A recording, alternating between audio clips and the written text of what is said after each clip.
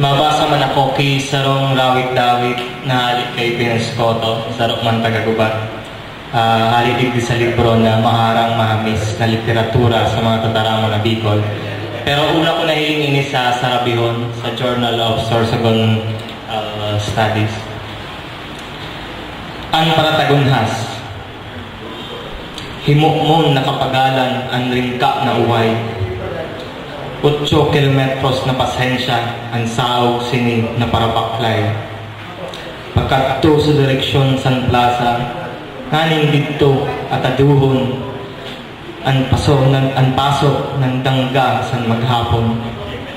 Pagabot mo dito, titiltigon sayo-sayo ang mutok-mutok san hubasan na kung nanong kay diri na uubusan sin kalimalasan.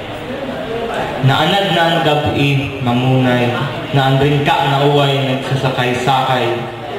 Anong kilo na bukas, na puno na bote, singgas, 5 na kape, ang sayo na lata, sardinas, nganing sa aga, mamurot gihapon san waragas na tagunhason san buhay.